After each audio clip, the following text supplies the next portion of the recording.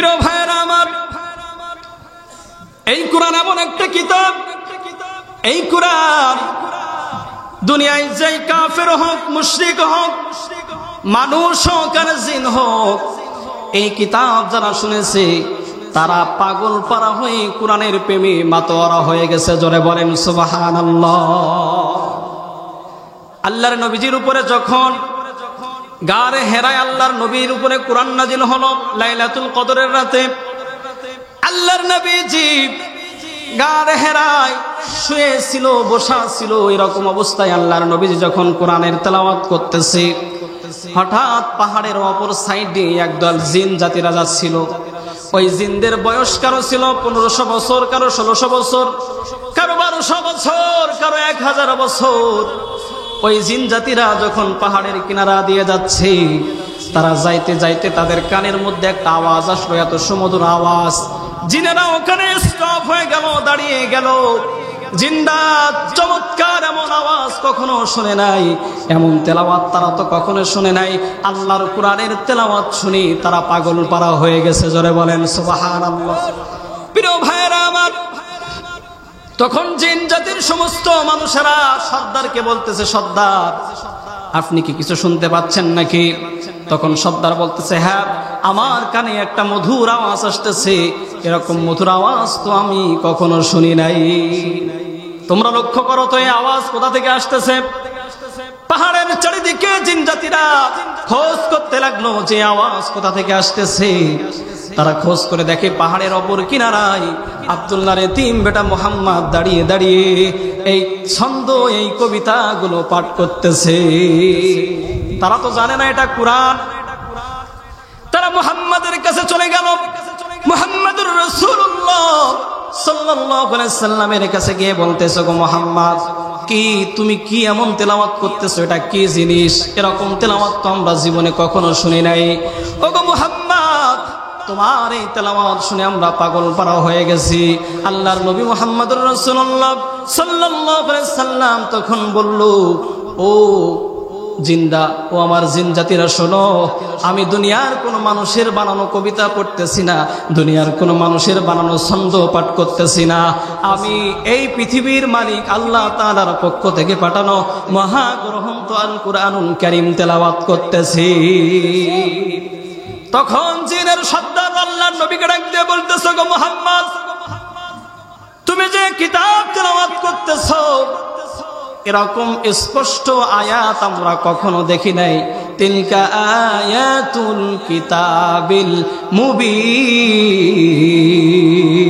কোরআনের আয়াতগুলো হলো সুস্পষ্ট কিতাবের বাণী। জোরে বলেন সুবহানাল্লাহ। ছিল কাফের থাকার পরেও আল্লাহর কোরআন শোনার সাথে সাথে তাদের অন্তরের মধ্যে আল্লাহর কোরআনের পাগল পারা হয়ে যেত, আল্লাহর কোরআনের প্রেম লালন করত তারা, আল্লাহর কোরআনের মায়া তাদের অন্তরের মধ্যে হয়ে যেত। আর বর্তমান আমাদের দেশে নামে মুসলমান কিন্তু আমলে মুনাফিক, এই মুসলমানদের সামনে যখন কোরআন তেলাওয়াত করা হয়, কোরআনের হক কথা বলা হয়, তখন তাদের গায়ের মধ্যে এলার্জির রোগ শুরু হয়ে যায়। জোরে বলে না ছেড়ে। প্রিয় ভাইরা আমার, তাহলে বলেন তো, আবু জাহাল, আবু লাহাব, উতবা, সাইবা কাফির হওয়ার পরেও আল্লাহর কোরআন তাদের অন্তরে লালন করেছিল, আল্লাহর কোরআনের প্রেমে পাগল পারা হয়ে গিয়েছিল। আর এদেশে একদল মুসলমান নামধারী মুনাফিক রয়েছে, আল্লাহর কোরআনের হক কথা বলা হলে রাগান্বিত হয়ে আলেম ওলামাদেরকে দীর্ঘ 16 বছর জেল, জুলুম, হামলা, মামলা দিত। কথা বলেন ঠিক কিনা? আপনাদের এলাকায় মনে হয় দেয়নি নাকি? আল্লাহর কোরআনের পক্ষে থাকার কারণে, আল্লাহর কোরআনের পক্ষে, আল্লাহর কোরআনের রাজ কায়েম করার পক্ষে আন্দোলন করার কারণে অসংখ্য মুসলমানকে জেল, জুলুম আর হামলা, মামলার শিকার করা হয়েছিল। কথা বলেন ঠিক কিনা? প্রিয় ভাইরা আমার, শুধু তাই নয়, এদেশের অসংখ্য ওলামায়ে কেরামকে আয়না ঘরের মধ্যে পর্যন্ত রাখা হয়েছে। এদেশের অসংখ্য আলেমদের উপরে জুলুম, নির্যাতন করা হয়েছে, অত্যাচার করা হয়েছে। তাদের একটাই দোষ ছিল আল্লাহর কোরআনের হক কথা বলা। কথা বলেন ঠিক কিনা? প্রিয় ভাইয়ের আমার, এদেশের শুধু এই দেশ না, সারা পৃথিবীর বিশ্বনন্দিত মুফাসসির কোরআন, কোরআনের পাখি আল্লামা দেলাওয়ার হোসেন সাইদি তিনি যে একজন কোরআনের মুফাসসির ছিল এর মধ্যে কি কোনো সন্দেহ আছে? জোরে বলেন আছে? আল্লামা সাঈদী আপনার দীর্ঘ বছর কোরআনের হক কথা বলার কারণে তিনি যদি মনে করেন আল্লাহর কোরআন শুধু তেলাওয়াত করতে একটা দরবার খুলে বসে থাকতো, বলেন তো তার হাদিয়া তোহফা গরু ছাগল টাকা পয়সার অভাব হতো? জোরে বলেন হতো? আল্লামা সাঈদী তিনি এদেশে আগে ইসালে সব মাহফিল হতো, ওয়াজ মাহফিল হতো, দোয়া মাহফিল হতো, সেই দোয়া মাহফিল থেকে তাফসিরুল কোরআন মাহফিল করার প্রণেতা হচ্ছে আল্লামা সাঈদী। কথা বলেন ঠিক কিনা? প্রিয় ভাইরা আমার, এই আল্লামা সাঈদী যখন আল্লাহর কোরআনের হক কথাগুলো বিপ্লবী কণ্ঠে বজ্র কণ্ঠে এদেশের প্রত্যেকটা জেলার মধ্যে বলা শুরু করেছিল, এদেশের একদল নাস্তিক মার্কা মুনাফিক মার্কা মুসলমানরা সহ্য করতে পারে নাই। আল্লামা সাঈদীকে মিথ্যা অপবাদ দিয়ে জেলখানার মধ্যে বন্দী করা হয়েছিল। কথা বলেন ঠিক কিনা? শুধু তাকে জেলখানার মধ্যে বন্দী করে ক্ষান্ত হয় নাই, দীর্ঘ 13টা বছর জেলের মধ্যে ওই অন্ধকার লোহার শিকলের মধ্যে বন্দী করে এরকম একজন বিশ্বনন্দিত মুফাসসির যাকে সবাই ভালোবাসতো, কে আওয়ামী লীগ, কে বিএনপি, কে জামাতে ইসলাম, কে চরমনাই, কে জাসদ বাসদ, সবাই আল্লামা সাঈদীকে কোরআনের জন্য আমরা ভালোবাসি। কথা বলেন ঠিক কিনা? জোরে আওয়াজ করে বলেন ঠিক কিনা? প্রিয় ভাইরা আমার, আল্লাহর কোরআনের জন্য আমরা ভালোবাসতাম। এদেশের শুধু বাংলাদেশের মুসলমান না, সারা বিশ্বে আল্লামা সাঈদী যেখানেই গিয়েছে আল্লাহর কোরআনের হক কথা শুনে, আল্লাহর কোরআনের তাফসীর শুনে কাফির মুশরিকরা দলে দলে মুসলমান হয়ে গিয়েছে। কথা বলেন ঠিক কিনা?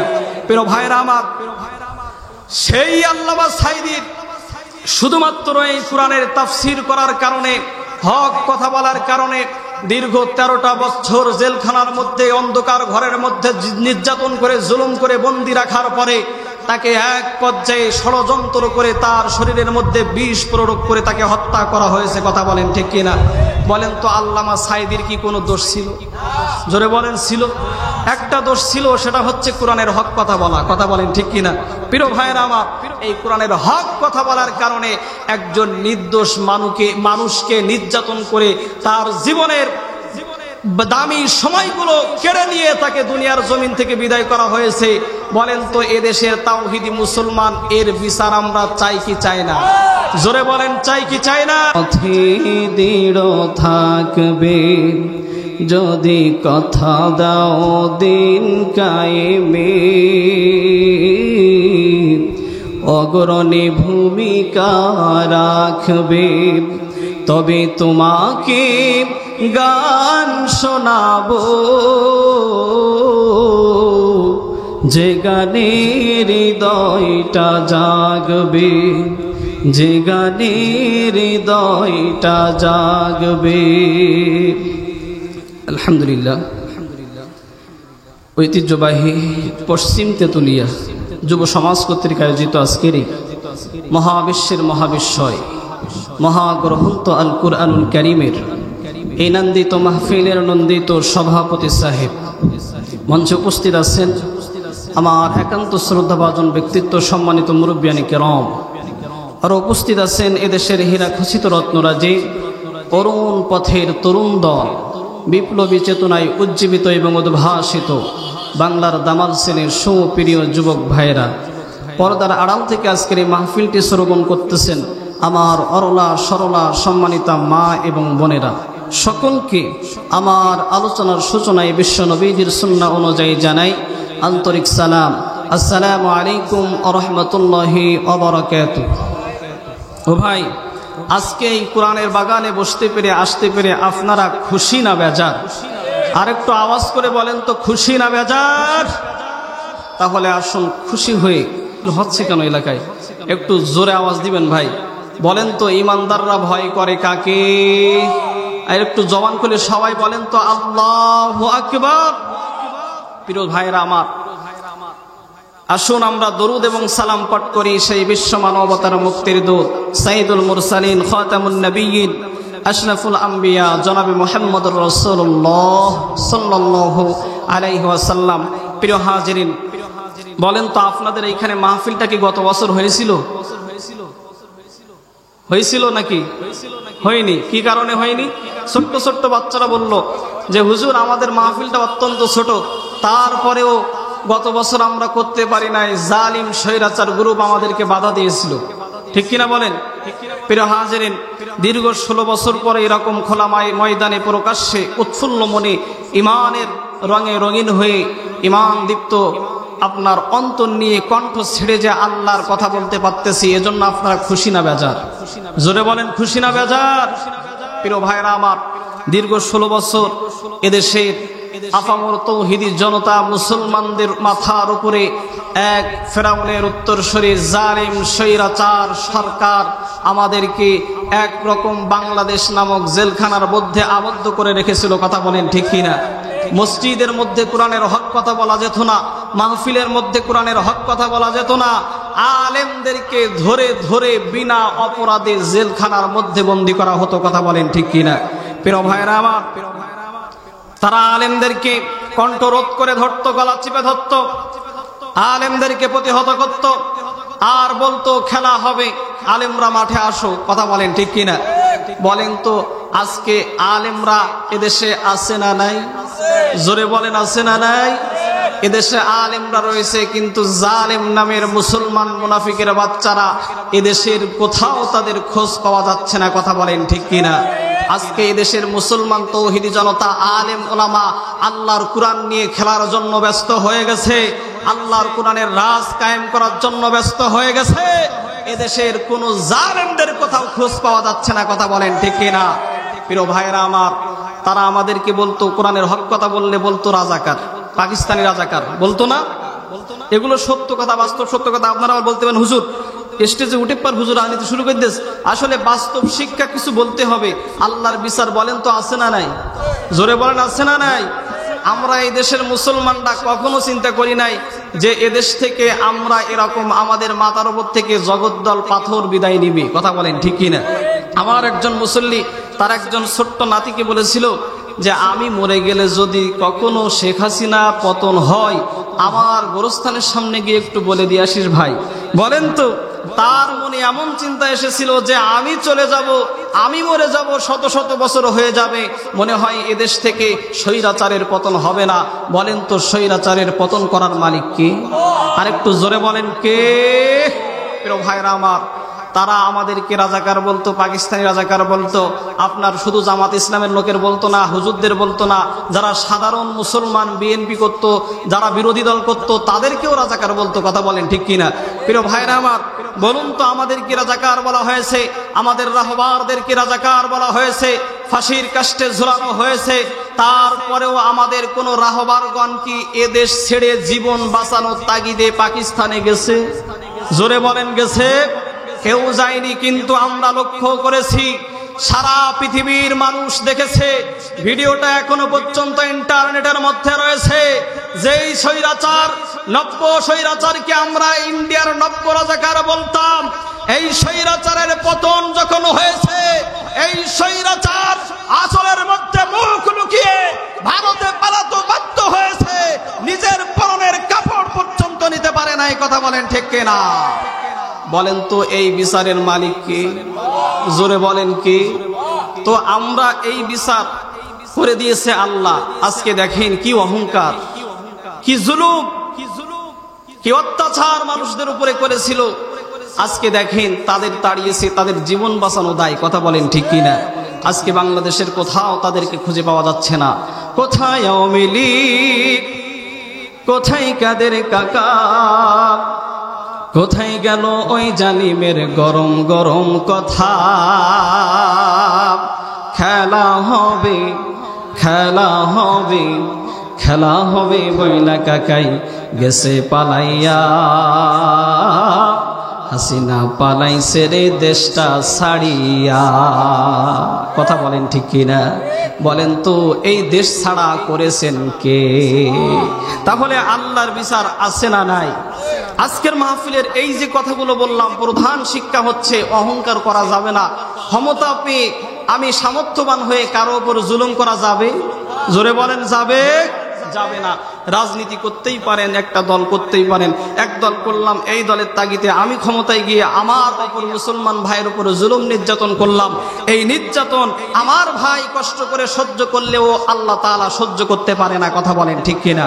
প্রিয় ভাইরা আমার, এজন্য আসুন আমরা সকলেই অহংকার মুক্ত জীবন গড়ি, আমরা সকলেই জুলুম মুক্ত জীবন গড়ি। আল্লাহ তাআলা এরকম স্বৈরাচার মুক্ত জীবন গড়ার তৌফিক আমাদেরকে দান করুক, পড়েন আল্লাহুম্মা আমিন। প্রিয় ভাইরা আমার, আজকে আপনাদের সামনে এসেছি কোরআন এবং সুন্নাহ থেকে কিছু কথা বলার জন্য। বলেন তো, এই যে মাহফিলটা, এই মাহফিলের ব্যানারে লেখা আছে কি? তাফসিরুল কোরআন মাহফিল। কিসের মাহফিল? তাফসিরুল কোরআন মাহফিল। এই কোরআন থেকে আলোচনা হবে ইনশাআল্লাহ। প্রিয় ভাইরা আমার, এখানে একটা কোরআন রাখার দরকার ছিল, নেই যেহেতু। বলেন তো, আল্লাহর কোরআনের মধ্যে কি কিঞ্চিত পরিমাণ ভুল ত্রুটি সন্দেহ আছে? কথা বলেন ভাই, আছে? আল্লাহর কোরআনের মধ্যে কিঞ্চিত পরিমাণ ভুল ত্রুটি সন্দেহ দূরের কথা, আল্লাহ তাআলা বলছেন আমার কিতাবের মধ্যে ভুল তো দূরের কথা, সামান্য পরিমাণ সন্দেহের অবকাশ বলতে নাই। জোরে বলেন না সুবহানাল্লাহ।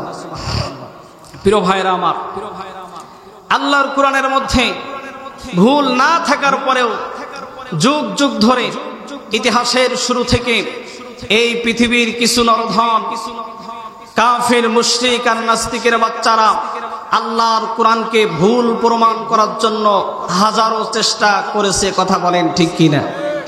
প্রিয় ভাইরা আমার,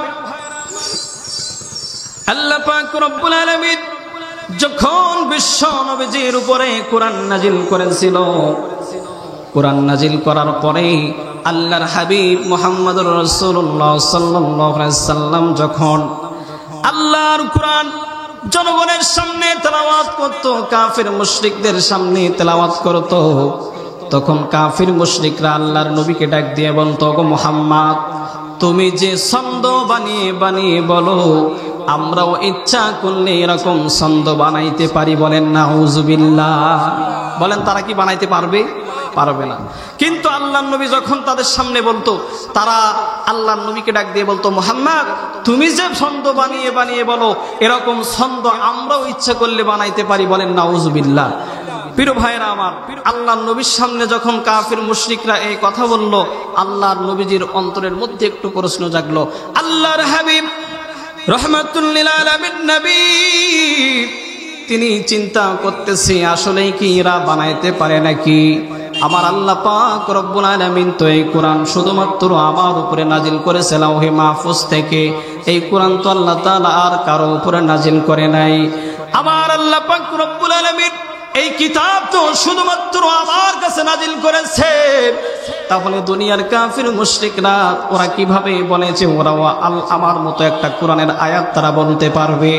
এই প্রশ্ন যখন আল্লাহর নবীজির অন্তরের মধ্যে আসলো, আল্লাহ পাক রব্বুল আলামিন ওই মুহূর্তে বিশ্বনবীজির কাছে হযরত জিবরাইলকে ডাক দিয়ে পাঠিয়ে দিলেন, ওগো জিবরাইল, চলে যাও আমার দোস্তর কাছে, চলে যাও, আমার দোস্তকে গিয়ে সুসংবাদ জানিয়ে দাও।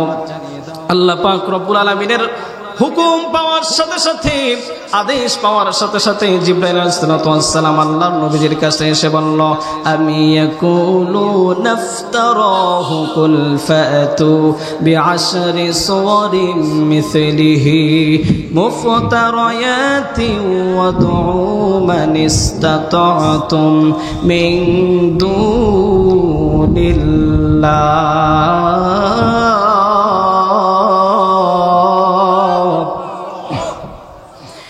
من دون الله إن كنتم صادقين।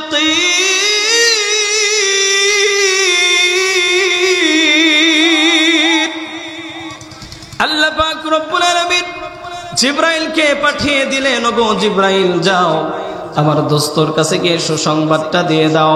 জিবরাইল আলাইহিস সালাতু ওয়াস সালাম আল্লাহর কাছ থেকে সুসংবাদ নিয়ে আমার আপনার নবীজির কাছে এসে আল্লাহর নবীকে শোনায় দিলেন, আমি ইয়াকুলু নাফতারা।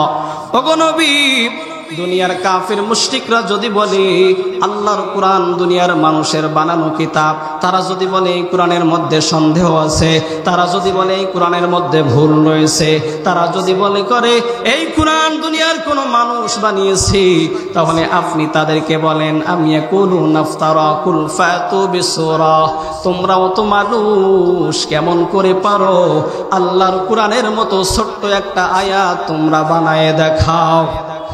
আল্লাহর কোরআনের ছোট্ট আয়াত বানাতে গিয়ে যদি তোমরা চেষ্টা করতে করতে কিয়ামত হয়ে যায়, তারপরেও আল্লাহর কোরআনের ছোট্ট একটা আয়াত তোমরা বানাইতে পারবা না। প্রিয় ভাইরা আমার, শুধু তাই নয়, আল্লাহ পাক রব্বুল আলামিন পৃথিবীর মানুষদেরকে কেমন সুযোগ দিয়েছে দেখেন। আল্লাহ সুবহানাহু ওয়া তাআলা পরবর্তী আরেকটা আয়াতে আল্লাহর নবীকে ডাক দিয়ে বলছে, ওগো নবী, দুনিয়ার মানুষটা যদি আমার কোরআন নিয়ে সন্দেহ লালন করে, দুনিয়ার মানুষটা যদি আমার কোরআনকে মনে করে দুনিয়ার মানুষের বানানো কিতাব, ওগো নবী আপনি তাদেরকে বলে দেন, কুল লা ইন জিতামাআতিল ইনসু ওয়াল জিন্নু আলা আইয়াতু বিমিসলি হাযাল কুরআন লা ইয়াতুনা বিমিসলিহি ওয়ালাউ কানা বা'দুহুম লিবা'দিন যাহীরা। আল্লাহ পাক রব্বুল আলামিন বিশ্ব নবীজিকে ডাক দিয়ে বলছে, ওগো নবী, কুল লা ইন জিতামাআতিল ইনসু ওয়াল জিন্নু, আপনি তাদেরকে বলে দেন দুনিয়ার মানুষরা যদি মনে করে জিনদের কাছ থেকে সাহায্য গ্রহণ করবে, আর জিন জাতিরা যদি মনে করে মানুষদের কাছ থেকে সাহায্য গ্রহণ করবে, তাদের সমস্ত সহযোগিতা সাহায্য গ্রহণ করেও যদি তারা আমার কোরআনের ছোট্ট একটা আয়াত বানানোর জন্য চেষ্টা করে, চেষ্টা করতে করতে কিয়ামত হয়ে যাবে, তারপরেও আমার কোরআনের ছোট্ট একটা আয়াত তারা বানাইতে পারবে না। একটু জোরে বলা যায় না সুবহানাল্লাহ? প্রিয় ভাইরা আমার, তাহলে বলেন তো আল্লাহর কোরআনের আয়াত, আল্লাহর কোরআনের মধ্যে কেউ কি ভুল ধরার মতো ক্ষমতা রাখে? জোরে বলেন রাখে? এই চ্যালেঞ্জ করেছেন কে? একটু জবান খুলে বলেন কে? এই চ্যালেঞ্জ করেছেন আল্লাহ। কিন্তু বাস্তব সত্য হচ্ছে এখনো পর্যন্ত এদেশের সারা পৃথিবীর কিছু নামধারী মুনাফিক মার্কা মুসলমান নাস্তিক আর কাফির মুশরিকরা আল্লাহর কোরআন থেকে ভুল বের করার জন্য তাদের ষড়যন্ত্র সর্বক্ষণ অব্যাহত রেখেছে। কথা বলেন ঠিক কিনা? কিন্তু আল্লাহর কোরআন এমন একটা রহমতের কিতাব, এমন একটা নূর, এই কিতাবকে যারা সংস্পর্শ করেছে, এই কিতাবকে যারা ভুল প্রমাণ করার চেষ্টা করেছে, এই কিতাবের ভুল যারা ধরতে গিয়েছে, আল্লাহর রহমতে তাদের জীবনের সমস্ত প্রকার ভুলগুলো পরিষ্কার হয়ে গেছে। কথা বলেন ঠিক কিনা? প্রিয় ভাইরা আমার, যারা আল্লাহর কোরআনের সাথে টক্কর দিয়েছে, যারা আল্লাহর কোরআনের সাথে লড়াই করেছে, কোরআনকে ভুল প্রমাণ করার জন্য চেষ্টা করেছে, এক পর্যায়ে আল্লাহর কোরআনের কাছে মাথা নত করে তারা মুসলমান হতে বাধ্য হয়েছে। কথা বলেন ঠিক কিনা? এই পৃথিবীর অসংখ্য ঘটনা আপনারা জানেন। একটা উদাহরণ দিলে বুঝতে পারবেন। এই পৃথিবীর একজন নাম করা লেখক গবেষক ছিল, নাম তার হচ্ছে ডক্টর গ্যারি মিলার। এই ডক্টর গ্যারি মিলার কানাডার একটা বিশ্ববিদ্যালয়ের শিক্ষক ছিলেন এবং তিনি খ্রিস্ট ধর্ম প্রচারক ছিলেন, খ্রিস্টান ধর্মের যাজক ছিলেন, খ্রিস্টান ধর্মের মুরব্বী ছিলেন। তিনি সারা বিশ্বের মধ্যে তিনি খ্রিস্টান ধর্মের দাওয়াত দিয়ে বেড়াতেন। এই ডক্টর গ্যারি মিলার একদিন তার সমাজের মানুষদেরকে ডাক দিয়ে খ্রিস্টান ধর্মের দাওয়াত দিচ্ছে। হঠাৎ তার ভক্তবৃন্দের মধ্য থেকে একজন দাঁড়িয়ে উঠল। দাঁড়ানোর পরে বলতেছে, ও স্যার, আমি আপনার কাছে একটা প্রশ্ন করতে চাই। স্যার বলতে চাচ্ছে, কি প্রশ্ন করতে চাও করো। ওই ভক্ত বলতেছে, স্যার আপনি কি জানেন এই পৃথিবীর মধ্যে একটা ধর্ম রয়েছে, সেই ধর্মের নাম হচ্ছে ইসলাম, আর ওই ইসলাম ধর্মের ধর্মীয় গ্রন্থ রয়েছে, সেই ধর্মীয় গ্রন্থের নাম হচ্ছে কোরআন। আর ওই ইসলাম ধর্মের যারা অনুসারী রয়েছে তারা চ্যালেঞ্জ করেছে যে তাদের ধর্মীয় গ্রন্থের মধ্যে বিন্দু পরিমাণ ভুল নাই। জোরে বলেন সুবহানাল্লাহ। ডক্টর গ্যারি মিলারের ভক্তরা বলতেছে, স্যার আপনি তো এই পৃথিবীর অসংখ্য কিতাব থেকে, অসংখ্য বই থেকে আপনি তো ভুল বের করেছেন। আপনি একটু চেষ্টা করে দেখেন, আপনি যদি এই মুসলমানদের ধর্মীয় গ্রন্থ আল কোরআন থেকে ভুল বের করতে পারেন, তাহলে আমরা সবাই দলে দলে খ্রিস্টান হয়ে যাব। বলেন নাউযুবিল্লাহ। ডক্টর গ্যারি মিলার তখন আওয়াজ করে মানুষের সামনে মুখ উঁচু করে বলতেছে, ও আমার ভক্তরা, তোমরা আমাকে একটা মাস সময় দাও, এই একটা মাস যদি তোমরা আমাকে সময় দাও, আমি মুসলমানদের ধর্মীয় গ্রন্থ ওই কিতাবটা নিয়ে গবেষণা করি, তোমাদের সামনে ভুল ধরে প্রমাণ করে দিব যে আমি ডক্টর গ্যারি মিলার পৃথিবীর সমস্ত বই থেকে ভুল বের করার ক্ষমতা রাখি। প্রিয় ভাইরা আমার, ডক্টর গ্যারি মিলার আর করল না দেরি, চলে গেল তাড়াতাড়ি চলে গিয়ে লাইব্রেরির কানায় গিয়ে আল্লাহর কোরআনটা হাতে নিল। বলেন তো ডক্টর গ্যারি মিলারের উদ্দেশ্য ভালো ছিল নাকি খারাপ ছিল? জোরে বলেন। ডক্টর গ্যারি মিলারের উদ্দেশ্য ছিল খারাপ।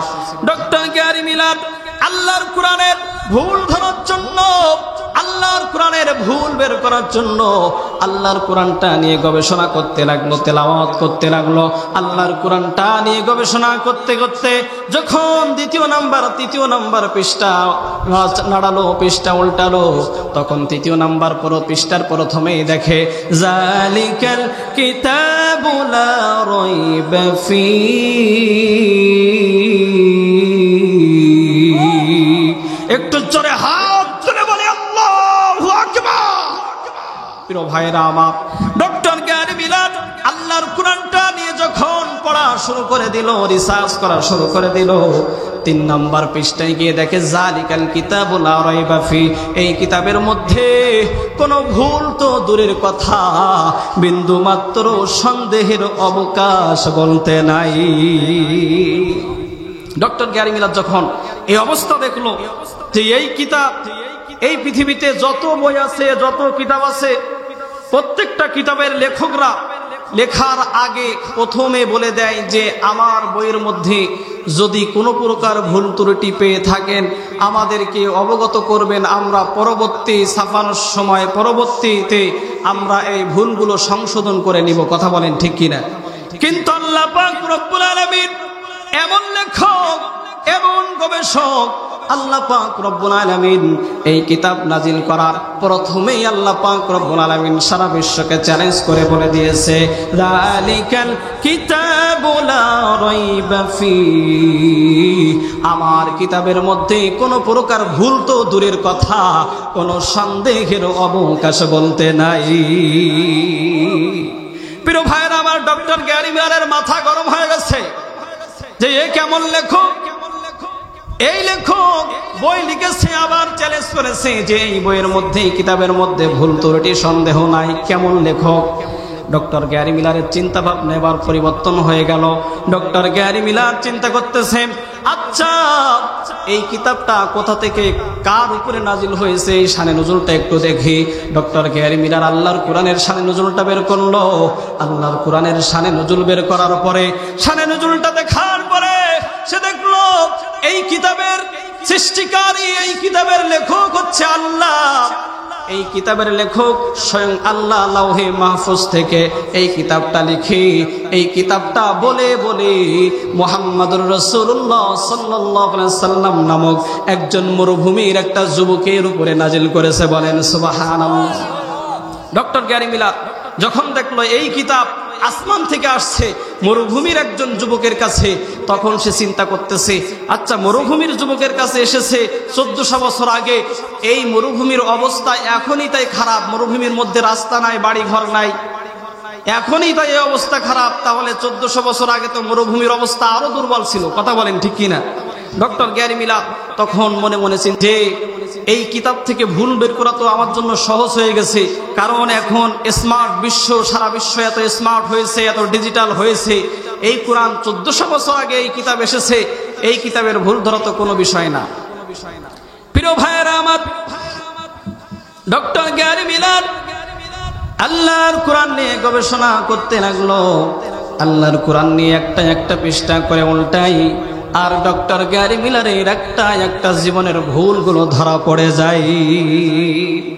ডক্টর গ্যারি মিলার আল্লাহর কোরআন পাঠ করতে করতে যখন আল্লাহর কোরআনের 16 নম্বর পারায় সূরাতুল মারিয়ামের মধ্যে গেল, ডক্টর গ্যারি মিলার দেখে তারা যে ঈসা এবং মারিয়ামকে মানে, সম্মান করে, সে ভালো করে লক্ষ্য করে দেখলো তারা যে ঈসা এবং মারিয়ামকে মানে, ওই ঈসা এবং ঈসার মা মারিয়ামের নামে মুসলমানদের আল্লাহ তাদের কিতাবের মধ্যে একটা সূরা নাজিল করে দিয়েছে।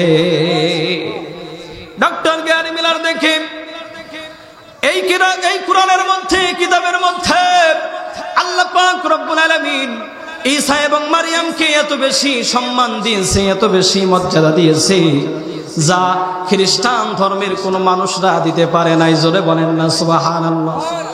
ডক্টর গ্যারি মিলারের জীবনের সমস্ত ভুলগুলো ধরা পড়ে গেছে। ডক্টর গ্যারি মিলার দীর্ঘ একটা মাস আল্লাহর কোরআন নিয়ে গবেষণা করার পরে সে মনে মনে খুশি আর আনন্দিত হয়েছে যে আমার ভক্তরা কেন আমাকে এতদিন বলে নাই, এমন একটা কিতাবের সন্ধান কেন আমাকে এতদিন দেয় নাই। এতদিন যদি তারা আমার এমন একটা কিতাবের সন্ধান দিত, তাহলে আমার এই ভুলের মধ্যে জীবনটা কাটাইতে হইতো না। প্রিয় ভাইরা আমার, ডক্টর গ্যারি মিলার পরের দিন একটা সমাবেশের আয়োজন করল। সমাবেশের আয়োজন করার পরে খ্রিস্টান ধর্মের সমস্ত মানুষেরা আনন্দিত হয়ে আনন্দ করতে করতে ওই সমাবেশের ময়দানে হাজির হয়ে গেছে। তারা চিন্তা করতেছে যে ডক্টর গ্যারি মিলারকে আমরা যে চ্যালেঞ্জ করেছিলাম, আমরা যেটা বলেছিলাম, আজকে সেই সুসংবাদটা ডক্টর গ্যারি মিলার আমাদেরকে দিবে। তারা আনন্দ করতে করতে ময়দানের মধ্যে হাজির হয়ে ডক্টর গ্যারি মিলারকে বলতেছে, স্যার আপনি আর দেরি করেন না, আপনার বক্তব্য শুরু করে দেন। আমরা আপনার বক্তব্য শোনার জন্য আকুল হয়ে আছি, আমরা চাতক পাখির ন্যায় আমরা আগ্রহ নিয়ে বসে আছি। ডক্টর গ্যারি মিলার উঠে মঞ্চে মাইকটা হাতে নিয়ে ডক্টর গ্যারি মিলার খ্রিস্টান ধর্মের মানুষদেরকে সালাম বিনিময় করলো।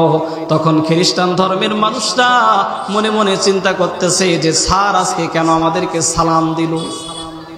স্যারকে প্রশ্ন করলেন, স্যার আপনি তো কোনোদিন আমাদেরকে সালাম দেন না, এই সালাম তো ইসলাম ধর্মের তৈরি, আপনি আজকে আমাদেরকে কেন সালাম দিলেন? ডক্টর গ্যারি মিলার তখন ওই খ্রিস্টান ধর্মের মানুষদেরকে ডাক দিয়ে বলতেছে, আমার খ্রিস্টান ধর্মের ভাইরা শোনো, তোমরা যারা আমাকে ইসলাম ধর্মের খবর দিয়েছিলে এবং তাদের কিতাব কুরআনের কথা আমাকে জানিয়েছিলে, এইটা যদি এতদিন তোমরা আমাকে জানাইতে, তাহলে আমি তোমাদেরকে আর খ্রিস্টান ধর্মের দাওয়াত দিতাম না।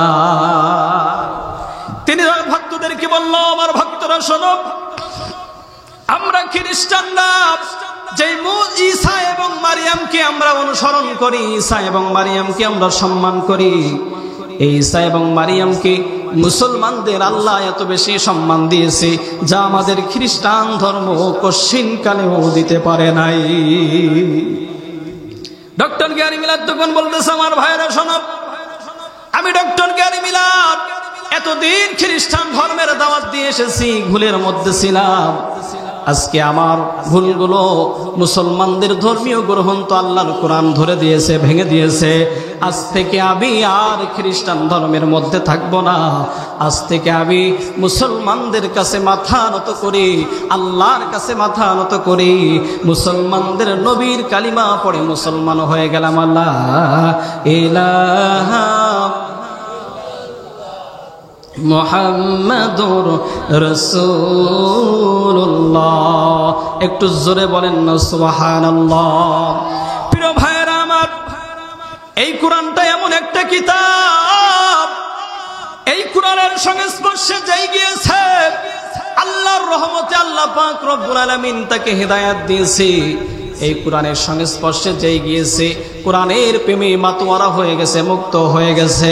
এই কোরআনের সংস্পর্শে মানুষ গিয়েছে, মানুষ পাগল পারা হয়ে গেছে। এই কোরআনের তেলাওয়াত জিনেরা শুনেছে, জিন্দা পাগল পারা হয়ে গেছে। এই কোরআনের মধ্যে এমন কিছু নাই যা এই পৃথিবীর মধ্যে নাই। কথা বলেন ঠিক কিনা? আপনি আল্লাহর কোরআনের কাছে কি চান? আপনি আল্লাহর কোরআনের কাছে কি প্রশ্ন করতে চান বলেন তো? আল্লাহর কোরআন সঙ্গে সঙ্গে আপনার প্রশ্নের জবাব দেওয়ার ক্ষমতা রাখে কিনা?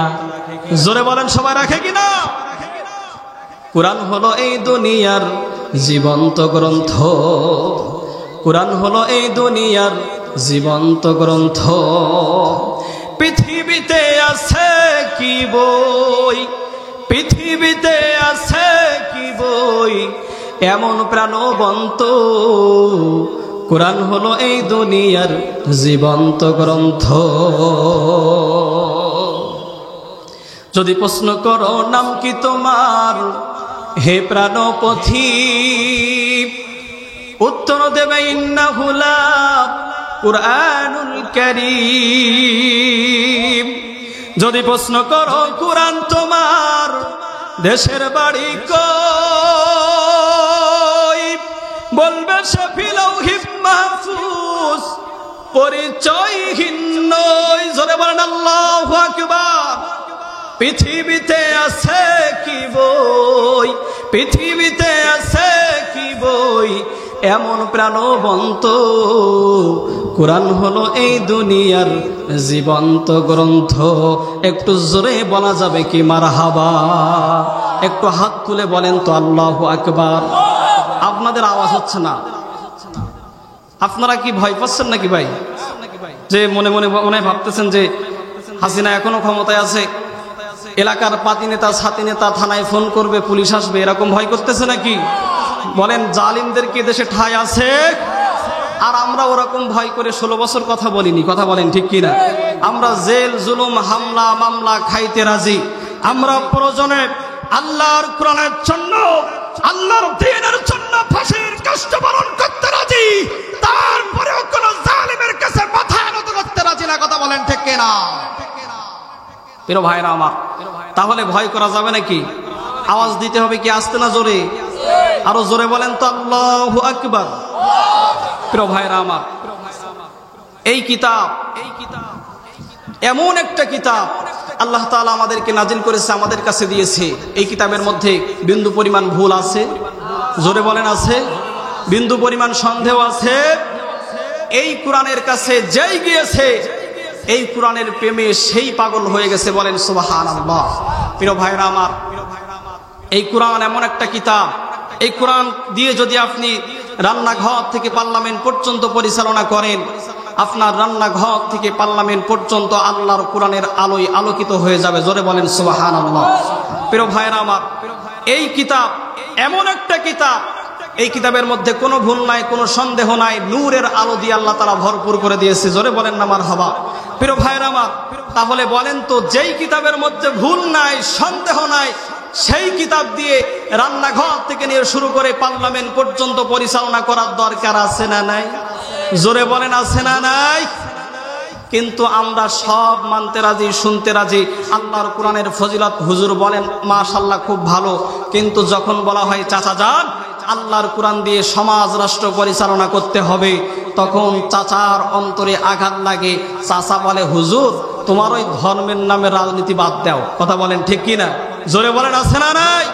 প্রিয় ভাইরা আমার, এই কিতাব গত রমজান মাস চলে গেছে, প্রত্যেকটা মসজিদে আল্লাহর কোরআন হাফেজে কোরআনটা তেলাওয়াত করেছে সুমধুর কণ্ঠে।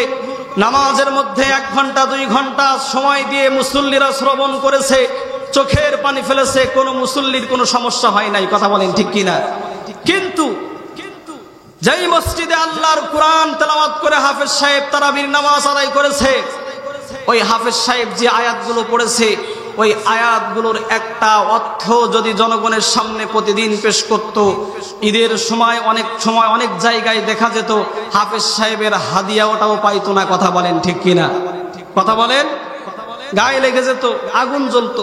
কারণ এই কিতাব এমন একটা কিতাব, এই কিতাব হচ্ছে সত্য কিতাব, হক কিতাব। এই কিতাবের কথা শুনলে একদল মানুষের ঈমান বাড়ে, আর একদল মানুষের গায়ের মধ্যে আলা জ্বালা শুরু হয়ে যায়। কথা বলেন ঠিক কিনা? প্রিয় ভাইরা আমার,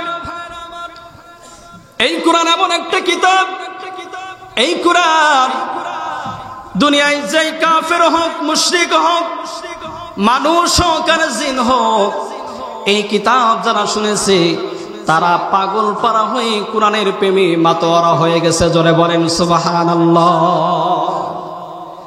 আল্লাহর নবীজির উপরে যখন গারে হেরায় আল্লাহর নবীর উপরে কোরআন নাজিল হলো লাইলাতুল কদরের রাতে, আল্লাহর নবীজি গারে হেরায় শুয়ে ছিল, বসা ছিল, এরকম অবস্থায় আল্লাহর নবীজি যখন কোরআনের তেলাওয়াত করতেছে, হঠাৎ পাহাড়ের অপর সাইডে একদল জিন জাতিরা যাচ্ছিল।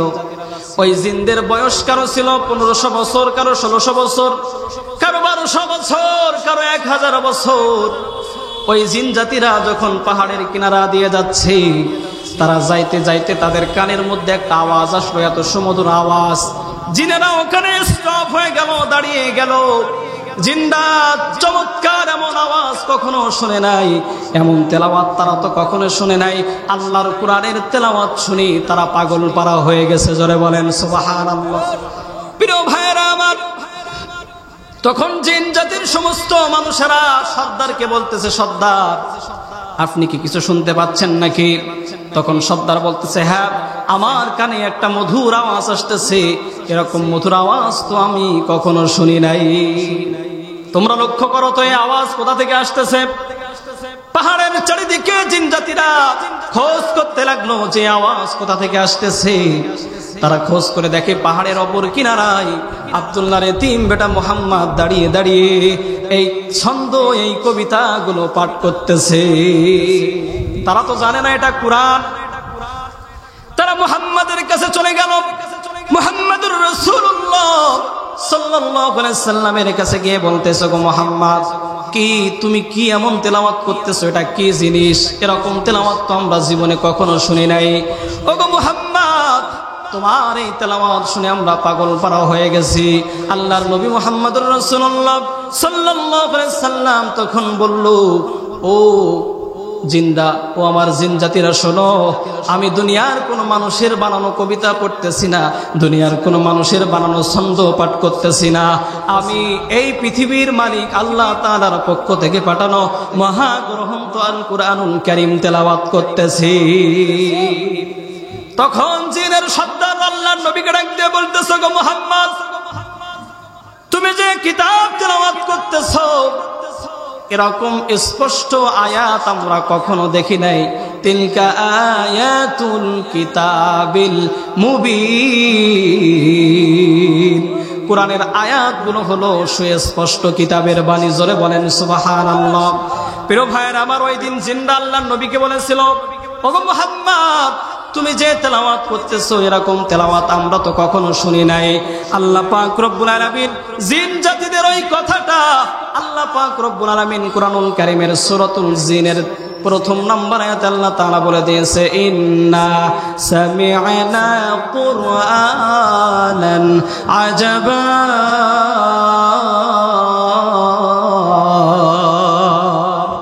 আল্লাহ পাক রব্বুল আলামিন নোট করে দিয়েছে, ওই দিন জিন জাতিরা বিশ্ব নবীদের কাছে গিয়ে বলেছিল, ওগো মুহাম্মদ, তুমি যে এত সুস্পষ্ট আয়াতগুলো তেলাওয়াত করতেছো, এরকম সুস্পষ্ট আয়াত আমরা জীবনে কখনো শুনি নাই। তাহলে জিনরা আল্লাহর কোরআনের তেলাওয়াত শুনে পাগল হয়েছিল কিনা? জোরে কথা বলেন ভাই। আল্লাহর কোরআনের তেলাওয়াত শুনে জিনরা পর্যন্ত পাগল পারা হয়ে গিয়েছিল, মাতোয়ারা হয়ে গিয়েছিল। আল্লাহর কোরআনের মধু তাদের অন্তরের মধ্যে ধারণ করেছিল। কথা বলেন ঠিক কিনা? ওই জিনরা আল্লাহর নবীকে ডাক দিয়ে বলতেছে, ওগো মুহাম্মদ, আমি তো কখনো এরকম তেলাওয়াত শুনি নাই। ওগো মুহাম্মদ, তুমি এমন তেলাওয়াত আমরা কখনো শুনি নাই, এমন মধুমাখা তেলাওয়াত আমরা কখনো শুনি নাই। সুতরাং এই তেলাওয়াতের মালিককে? আল্লাহ নবী বললেন, এই তেলাওয়াতের মালিক হলো আল্লাহ। তখন জিন জাতিরা বলতেছে, এই আল্লাহকে আমরা কিভাবে পাবো? আল্লাহ নবী তখন বলতেছে, ওই আল্লাহকে পাইতে হলে আমি মুহাম্মাদের উপরে যে কালিমা এসেছে এই কালিমা পাঠ করতে হবে। তখন জিনদের সর্দার বলতেছে, গো মুহাম্মদ, আজ থেকে আমি কালিমা পড়ে মুসলমান হয়ে যাব। প্রিয় ভাইরা আবার, এই কোরআন এমন একটা কিতাব, যেই শুনেছে সেই পাগল হয়ে গেছে, হোক কাফের হোক মুসলমান। আল্লাহর নবীজির উপরে গভীর রজনীতে যখন এই কোরআন নাজিল হতো, আল্লাহর নবী যখন মসজিদে নববীতে দাঁড়িয়ে দাঁড়িয়ে আল্লাহর কোরআন পাঠ করত, ওই মসজিদে নববীর কিনারা দিয়ে যদি কোনো কাফের মুশরিকরা যেত, তাহলে ওখানে থমকে দাঁড়িয়ে যেত আল্লাহর নবীজির তেলাওয়াত শোনার জন্য। জোরে বলবেন না সুবহানাল্লাহ। প্রিয় ভাইরা আমার, আল্লাহর নবীজি একদিন গভীর রজনীতে তিনি মসজিদে নববীর মধ্যে দাঁড়িয়ে দাঁড়িয়ে কোরআন তেলাওয়াত করতেছে। হঠাৎ ওই মসজিদে নববীর পাশ দিয়ে যাচ্ছিল আবু লাহাব এবং আবু জাহেল। হঠাৎ তাদের কানের মধ্যে আওয়াজ আসলো গভীর রজনীতে, যে মসজিদ নববীর মধ্য থেকে, আব্দুল্লাহর ঘর থেকে এই মধুর আওয়াজ, কিসের আওয়াজ আসলো? তারা যখন মনোযোগ দিয়ে কান দিয়ে শ্রবণ করলো, এমন পাগল পারা মাতোয়ারা হয়ে গেল যে আল্লাহর কোরআনের তেলাওয়াত শুনে এমন মধু, এমন পাগল পারা হয়ে গেছে। তারা সারা রাত ওখানে কাটিয়ে দিল, আজান হয়ে গেল তাও তারা বুঝতে পারে নাই। যখন হযরতে বেলাল আজান দিচ্ছে, আজান দেওয়ার সাথে সাথে আবু লাহাব এবং আবু জাহেল তারা থমকে উঠেছে যে এতক্ষণ আমরা এখানে দাঁড়িয়েছিলাম নাকি? তারা সারা রাত দাঁড়িয়ে আছে, বুঝতে পারে নাই। তারা এক্ষুনি দ্রুত দৌড়ে ওখান থেকে স্থান ত্যাগ করতে লাগলো। যখন মসজিদে নববীর অপর কিনারায় চলে গেল, অপর কিনারায় গিয়ে দেখে উতবা এবং সাইবা আর ওয়ালিদ ইবনে মুগিরা, ওরা তিনজন ওইখানে দাঁড়িয়ে আছে। আবু জাহেল উতবা, সাইবা এবং ওয়ালিদ ইবনে মুগিরাকে একটু ধমক দিয়ে বলতেছে, এই উতবা, তোমরা এত গভীর রজনীতে কোথায় গিয়েছিলে? এত রাতে তো তোমাদের কোথাও যাওয়ার কথা না। তখন উতবা বলতেছে, ও নেতা, আমি কোনো মিথ্যা কথা আজকে বলবো না, আমরা কোথাও যাইনি। ইশারের পরে এই মসজিদে নববীর পাশ দিয়ে এতিম বেটা মুহাম্মাদের ঘরের কিনারা দিয়ে যাচ্ছিলাম। যাওয়ার সময় দেখি এমন মধুর তেলাওয়াত আমার কানের মধ্যে আসছে, ওই তেলাওয়াতের মায়ায় পড়ে, প্রেমে পড়ে এখানে সারা রাত দাঁড়িয়েছিলাম, বুঝতে পারি নাই। তখন উতবা, সাইবা, ওয়ালিদ ইবনে মুগিরা আবু জাহেলকে বলতেছে, ও নেতা, তুমি কোথায় গিয়েছিলে বলো তো নেতা। তখন আবু জাহেল বলতেছে, উতবা, সাইবা, ওয়ালিদ ইবনে মুগিরা, আজকে আমিও মিথ্যা কথা বলবো না। আমরা দুইজন সারা রাত আব্দুল্লাহ এতিম বেটা ভাতিজা মুহাম্মাদের ঘরের কিনারায় দাঁড়িয়ে দাঁড়িয়ে মুহাম্মদ যে ওই কি একটা তেলাওয়াত করতেছে, ওই তেলাওয়াত সারা রাত মন ভরে শুনেছি। একটু জোরে বলেন না সুবহানাল্লাহ। প্রিয় ভাইরা আমার, আবু জাহেল, উতবা, সাইবা, ওয়ালিদ ইবনে মুগিরা, আবু লাহাব তারা ওইখানে দাঁড়িয়ে বলতেছে, এই আমরা যদি মুহাম্মাদের এই তেলাওয়াতের প্রেমে পড়ে যাই তাহলে আমরা হলাম সমাজের জাতীয় নেতা। আমরা যদি মুহাম্মাদের কোরআনের তেলাওয়াতের প্রেমে পড়ে যাই তাহলে সাধারণ মানুষেরা তো দলে দলে মুহাম্মাদের দলভুক্ত হয়ে যাবে। কথা বলেন ঠিক কিনা? প্রিয় ভাইরা আমার, আবু জাহেল স্পষ্ট করে আওয়াজ করে বলল, ও আবু লাহাব, উতবা, সাইবা, ওয়ালিদ ইবনে মুগিরা, শুনে রাখো, আগামী কাল থেকে তোমরা কেউ মাগরিবের পরে ভাতিজা মুহাম্মাদের ঘরের কিনারায় আসতে পারবা না। প্রিয় ভাইয়েরা আমার, পরের দিন যখন মাগরিবের আজান হয়ে গেছে, এশার আজান হয়ে গেছে, আবু জাহেল, উতবা, সাইবা, ওয়ালিদ ইবনে মুগিরা, আবু লাহাব তারা খানা দানা পান করে তারা শয়ন করতে যাবে, শুতে যাবে, ঘুমাতে যাবে, কিন্তু তাদের অন্তর মানে না। তারা শুচ্ছে বিছানায়, কিন্তু অন্তর চলে যাচ্ছে মুহাম্মাদের ঘরের কিনারায়। আবু জাহেল বারবার শুচ্ছে আর বিছানা থেকে উঠতেছে। তার স্ত্রী বলতেছে, কি ব্যাপার নেতা, আপনি তো কখনো এরকম করেন না, একবার ঘুমান সকাল হয়ে যায়, আপনার কোনো খবর থাকে না, আজকে এরকম করতেছেন কেন? আবু জাহেল বলতেছে, আমার স্ত্রী শোনো, আমার মনটা এখানে নাই, আমার দেহটা এখানে আছে, কিন্তু আমার মনটা ভাতিজা মুহাম্মাদের ঘরের কিনারায় চলে গিয়েছে।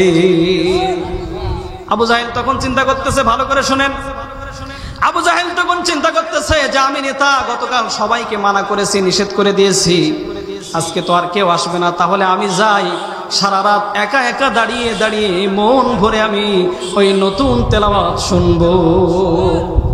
ওদিকে আবু জাহেল, উতবা, সাইবা, ওয়ালিদ ইবনে মুগিরা সবাই একই, তারাও চিন্তা করতেছে যে নেতা তো নিষেধ করেছে, নেতা তো আসবে না, আজকে আমি একা একা গিয়ে সারা রাত ওখানে দাঁড়িয়ে দাঁড়িয়ে তেলাওয়াত শুনবো। জোরে বলেন সুবহানাল্লাহ। প্রিয় ভাইরা আমার, কেউ আর ঘুমায় না, সবাই আব্দুল্লাহর এতিম বেটা মুহাম্মদুর রাসূলুল্লাহ সাল্লাল্লাহু আলাইহি ওয়াসাল্লামের ঘরের কিনারায় দাঁড়িয়ে যায়।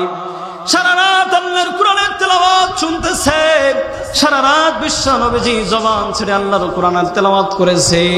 যখন আবার পরের দিন মসজিদের মেহরাব থেকে হযরতে বেলাল রাদিয়াল্লাহু তাআলা আনহু আযানের ধ্বনি দিয়েছে, সবাই নাড়াচাড়া হয়ে গেছে, সবাই লাফ দিয়ে উঠেছে যে সারা রাত এখানে কাটিয়ে দিলাম, এখন যদি সমাজের মানুষের কাছে ধরা খেয়ে যায় তাহলে কি হবে? আবু জাহেল দৌড়ায় পালাচ্ছে, আবু লাহাব পালাচ্ছে, উতবা সাইবা পালাচ্ছে, আবার আজকে পালাইতে গিয়ে ওখানে সামনে ধরা পড়ে গেছে। প্রিয় ভাইরা আমার, আবু জাহেল তখন রাগ করে বলতেছে, ও আবু লাহাব, কি ব্যাপার? তোমাকে গতকাল আমি নিষেধ করে দিয়েছিলাম যে ভাতিজা আব্দুল্লাহর বাড়ির কিনারা, ভাতিজা মুহাম্মাদের বাড়ির কিনারায় কেউ আর আসবা না, কিন্তু আজকে এখানে কি করতে এসেছো? আবু লাহাব তখন বলতেছে, নেতামি কিন্তু সব জায়গায় চলে না। ও নেতা, আগে তুমি বলো, এই গভীর রাতে তুমি ভাতিজা মুহাম্মাদের ঘরের কিনারায় কেন দাঁড়িয়ে আছো? প্রিয় ভাইরা আমার, একটু জবান খুলে বলবেন, বলেন তো আবু লাহাব, আবু জাহেল, উতবা সাইবা, ওয়ালিদ ইবনে মুগিরা, তারা মুসলিম ছিল নাকি কাফের ছিল? জোরে বলেন, কি ছিল? ছিল। কাফের থাকার পরেও আল্লাহর কোরআন শোনার সাথে সাথে তাদের অন্তরের মধ্যে আল্লাহর কোরআনের পাগল পারা হয়ে যেত, আল্লাহর কোরআনের প্রেম লালন করত তারা, আল্লাহর কোরআনের মায়া তাদের অন্তরের মধ্যে হয়ে যেত। আর বর্তমান আমাদের দেশে নামে মুসলমান কিন্তু আমলে মুনাফিক, এই মুসলমানদের সামনে যখন কোরআন তেলাওয়াত করা হয়, কোরআনের হক কথা বলা হয়, তখন তাদের গায়ের মধ্যে এলার্জির রোগ শুরু হয়ে যায়। জোরে বলে না সেনারা? প্রিয় ভাইরা আমার, তাহলে বলেন তো, আবু জাহেল, আবু লাহাব, উতবা সাইবা কাফির হওয়ার পরেও আল্লাহর কোরআন তাদের অন্তরে লালন করেছিল, আল্লাহর কোরআনের প্রেমে পাগল পারা হয়ে গিয়েছিল। আর এদেশে একদল মুসলমান নামধারী মুনাফিক রয়েছে, আল্লাহর কোরআনের হক কথা বলা হলে রাগান্বিত হয়ে আলেম ওলামাদেরকে দীর্ঘ 16 বছর জেল, জুলুম, হামলা, মামলা দিত। কথা বলেন ঠিক কিনা? আপনাদের এলাকায় মনে হয় দেয়নি নাকি? আল্লাহর কোরআনের পক্ষে থাকার কারণে, আল্লাহর কোরআনের পক্ষে, আল্লাহর কোরআনের রাজ কায়েম করার পক্ষে আন্দোলন করার কারণে অসংখ্য মুসলমানকে জেল, জুলুম আর হামলা, মামলার শিকার করা হয়েছিল। কথা বলেন ঠিক কিনা? প্রিয় ভাইরা আমার, শুধু তাই নয়, এদেশের অসংখ্য ওলামায়ে কেরামকে আয়না ঘরের মধ্যে পর্যন্ত রাখা হয়েছে, এদেশের অসংখ্য আলেমদের উপরে জুলুম, নির্যাতন করা হয়েছে, অত্যাচার করা হয়েছে। তাদের একটাই দোষ ছিল আল্লাহর কোরআনের হক কথা বলা। কথা বলেন ঠিক কিনা? প্রিয় ভাইরা আমার, এদেশের শুধু এই দেশ না, সারা পৃথিবীর বিশ্বনন্দিত মুফাসসির কোরআন, কোরআনের পাখি আল্লামা দেলাওয়ার হোসেন সাইদি, তিনি যে একজন কোরআনের মুফাসসির ছিল, এর মধ্যে কি কোনো সন্দেহ আছে? জোরে বলেন আছে? আল্লামা সাইদি আপনার দীর্ঘ বছর কোরআনের হক কথা বলার কারণে তিনি যদি মনে করেন আল্লাহর কোরআন শুধু তেলাওয়াত করতে একটা দরবার খুলে বসে থাকতো, বলেন তো তার হাদিয়া, তোহফা, গরু, ছাগল, টাকা পয়সার অভাব হতো? জোরে বলেন হতো? আল্লামা সাইদি তিনি এদেশে আগে ইসালে সব মাহফিল হতো, ওয়াজ মাহফিল হতো, দোয়া মাহফিল হতো, সেই দোয়া মাহফিল থেকে তাফসিরুল কোরআন মাহফিল করার প্রণেতা হচ্ছে আল্লামা সাইদি। কথা বলেন ঠিক কিনা? প্রিয় ভাইরা আমার, এই আল্লামা সাইদি যখন আল্লাহর কোরআনের হক কথাগুলো বিপ্লবী কণ্ঠে, বজ্র কণ্ঠে এদেশের প্রত্যেকটা জেলার মধ্যে বলা শুরু করেছিল, এদেশের একদল নাস্তিক মার্কা, মুনাফিক মার্কা মুসলমানরা সহ্য করতে পারে নাই। আল্লামা সাইদিকে মিথ্যা অপবাদ দিয়ে জেলখানার মধ্যে বন্দী করা হয়েছিল। কথা বলেন ঠিক কিনা? শুধু তাকে জেলখানার মধ্যে বন্দী করে ক্ষান্ত হয় নাই, দীর্ঘ 13টা বছর জেলের মধ্যে ওই অন্ধকার লোহার শিকলের মধ্যে বন্দী করে এরকম একজন বিশ্বনন্দিত মুফাসসির, যাকে সবাই ভালোবাসত, কে আওয়ামী লীগ, কে বিএনপি, কে জামাতে ইসলাম, কে চরমনাই, কে জাসদ বাসদ, সবাই আল্লামা সাইদিকে কোরআনের জন্য আমরা ভালোবাসি। কথা বলেন ঠিক কিনা? জোরে আওয়াজ করে বলেন ঠিক কিনা?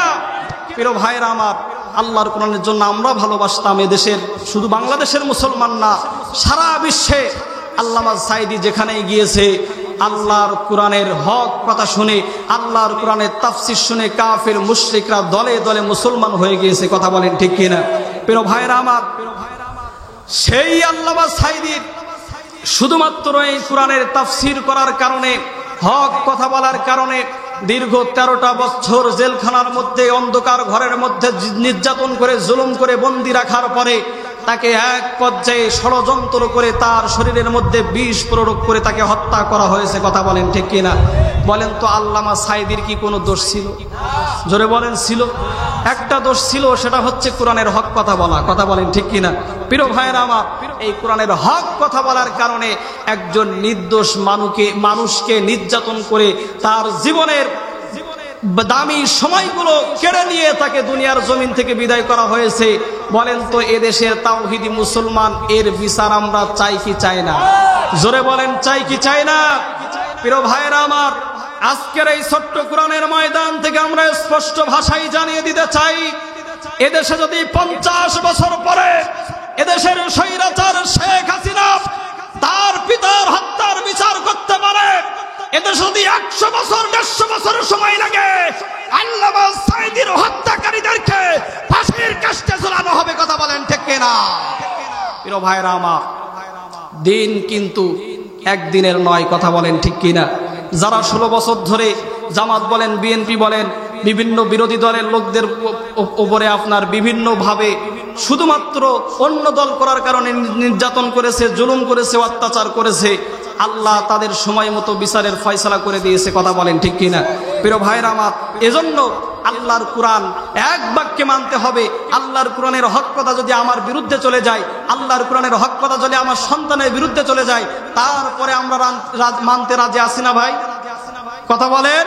প্রিয় ভাইরা আমার, এই কোরআন এমন একটা কিতাব, আল্লাহ তাআলা বলে দিয়েছে আমার কোরআন সবার সহ্য হবে না। সবার কি হবে না? সহ্য হবে না। আল্লাহ রাব্বুল আলামিন বলছেন, এই কোরআনের হক কথা শোনার পরে যারা কাফির, মুশরিক আর মুনাফিক হবে, ওয়াইদা যুকিরাল্লাহু ওয়াহদাহু ইশমাআজ্জাত কুলুবুল্লাযীনা লা ইউমিনুনা বিল আখিরাহ। রব্বুল আলামিন বলছে, যারা দুনিয়ার মধ্যে কাফির, মুশরিক আর মুনাফিক হবে, আমার কোরআনের কথা, হক কথা শোনার পরে তাদের শয়তানি আরো বেড়ে যাবে। আর ইমানদারদের কি হবে? আল্লাহ বলছেন, ওয়াইযা যুকিরাল্লাহু ওয়াজিলাত কুলুবুহুম ওয়াইযা তুলিয়াত আলাইহিম আয়াতুহু যাদাতুহুম ঈমানা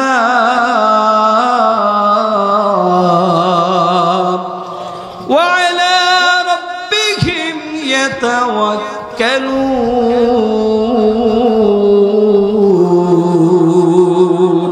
একটু জোরে বলেন আল্লাহু আকবার। আল্লাহ পাক রব্বুল আলামিন বলছেন, আর যারা ইমানদার হবে, ইমানদারদের সামনে যখন আমার কোরআনের হক কথাগুলো বলা হবে, তাদের ঈমান বৃদ্ধি পাবে। ঈমান এমন বৃদ্ধি পাবে, তারা দুনিয়ার কোনো মানুষের ভয় করবে না, পরোয়া করবে না। ওয়া আলা রাব্বিহিম ইয়াতাওয়াক্কালুন, তাদের অন্তরের মধ্যে কেবলমাত্র একমাত্র আমি আল্লাহর ভয় জাগ্রত হবে। এই দুনিয়ার মধ্যে যারা ইমানদার, যারা আল্লাহর কোরআনকে ভালোবাসে, বলেন তো দুনিয়ার কোন নাস্তিক, বেঈমান, কাফির, মুশরিক, জালিমকে তারা ভয় করে? জোরে বলেন, করে? ওই যে ফিলিস্তিনি মুসলমান ভাইরা, ওই ফিলিস্তিনি মুসলমান ভাইদের উপরে দীর্ঘ বছর ধরে, যুগ যুগ ধরে যে জুলুম নির্যাতন করা হচ্ছে, অত্যাচার করা হচ্ছে, পবিত্র মাহে রমাদান চলে গেছে, এই রমজান মাসে তাদের ইফতারির সময় পর্যন্ত বোমা হামলা করা হয়েছে। কথা বলেন ঠিক কিনা? প্রিয় ভাইরা আমার, তারাবির সময় হামলা করা হয়েছে, সাহরির সময় হামলা করা হয়েছে। কি জুলুম নির্যাতন ইহুদির বাচ্চারা করতেছে! ঈদের নামাজে পর্যন্ত তাদের বোমা হামলা করে অসংখ্য ছোট্ট ছোট্ট মাসুম বাচ্চাদেরকে বিদায় করে দেওয়া হয়েছে। বলেন তো তারপরেও কি ফিলিস্তিনের ইমানদার, দিনদার মুসলমান ভাইরা জালিমদের কাছে কিঞ্চিত পরিমাণ মাথা নত করেছে? জোরে বলেন, করেছে? এর দ্বারা প্রমাণ হয়, আল্লাহকে যারা ভালোবাসে, আল্লাহর কোরআনকে যারা ভালোবাসে, আল্লাহর দ্বীনকে, ইসলামকে যারা ভালোবাসে, তারা বাতিলের কাছে হাসতে হাসতে জীবন দিতে পারে, তারপরেও তারা জালিমের কাছে মাথা নত করতে জানে না। তার বাস্তব প্রমাণ হলো ফিলিস্তিনের মুসলমান ভাই বোনেরা। কথা বলেন ঠিক কিনা? প্রিয় ভাইরা আমার, তাদের বাস করার মতো ঘর নাই, খাওয়ার মতো খাদ্য নাই, তারপরেও দেখেন তারা ইমানের উপরে অবিচল, ইমানের উপরে অটল। তারা ইমানের জন্য প্রতিনিয়ত জীবন দিচ্ছে, সন্তান দিচ্ছে, ইমানের জন্য প্রতিনিয়ত রক্ত দিয়ে শহীদ হয়ে যাচ্ছে। তারপরেও ইসরায়েলের নরধন জালিম স্বৈরাচার ইসরায়েলের ইহুদির বাচ্চাদের কাছে মাথা নত করতেছে না। কথা বলেন ঠিক কিনা? প্রিয় ভাইরা আমার, আমাদেরও যদি কখনো ইসলামের উপরে অটল থাকার কারণে আমাদের উপরে জুলুম করা হয়, নির্যাতন করা হয়, অত্যাচার করা হয়, আল্লাহর কোরআনের উপরে অটল থাকার কারণে যদি আমাদেরকে ফাঁসির কাস্টে ঝুলতে হয়, এই তেতুলিয়ার মুসলমান ভাইয়েরা কারা কারা রাজি আছো? দুহাত তুলে আল্লাহকে দেখাও। আল্লাহ পাক কবুল করুক, বলেন আল্লাহুম্মা আমিন। ইমানের পথে অবিচল থেকে আমার মরণ যেন হয়, ইমানের পথে অবিচল থেকে আমার মরণ যেন হয়।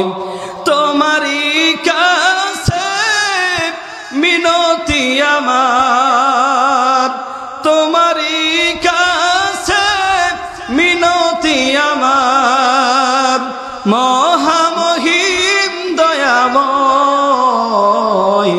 ইমানের পথে অবিচল থেকে মরণ যেন হয়, ইমানের পথে অবিচল থেকে আমার মরণ যেন হয়। জোরে বলেন আমিন। প্রিয় ভাইয়েরা আমার, আসুন আলোচনার মধ্যে চলে যাই। আবু জাহেল, উতবা, সাইবা, ওয়ালিদ ইবনে মুগিরা, তারা আল্লাহর কোরআনের তেলাওয়াত শুনে পাগল পারা হয়ে গেছে। রাতের আধারে যখন বিশ্ব নবীজির ঘরের কিনারায় পরের দিন আবার সবাই একত্রিত হয়ে গেছে। একত্রিত হওয়ার পরে আবু জাহেল আবু লাহাবকে বলতেছে, কি ব্যাপার, তুমি এখানে কেন? আবু লাহাব বলতেছে, নেতা, সব জায়গায় নেতামি চলে না, আগে তুমি বলো তুমি এখানে কি করতেছো? আবু জাহেল বলতেছে, আমার মন তো মানছে না, ঘরের বিছানায় শুয়েছি কিন্তু মনটা মুহাম্মাদের ঘরের কিনারায় চলে এসেছে। আবু জাহেল তখন, আবু লাহাব ছিল বুদ্ধিজীবী, আবু লাহাবকে বলতেছে, আবু লাহাব, না না না, এটা তো কখনো আমাদের দ্বারা সম্ভব না, মেনে নেওয়া যায় না। আমরা হলাম এই মক্কার 41 জন জাতীয় নেতার মধ্যে আমরা কয়জন? আমরা যদি মুহাম্মাদের তেলাওয়াত শুনে পাগল হয়ে যাই আর এই ঘটনা যদি সমাজের মানুষরা জানে, তাহলে আমাদের দল থেকে সব দলে দলে মুহাম্মাদের দলে চলে যাবে। আবু জাহেল আবু লাহাবকে বলতেছে, বলো তো কি করা যায়?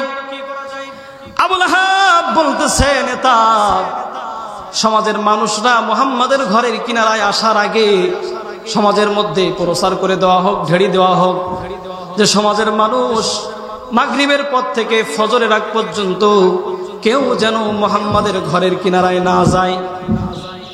আবু জাহেল বলতেছে, আচ্ছা তাই করা হোক।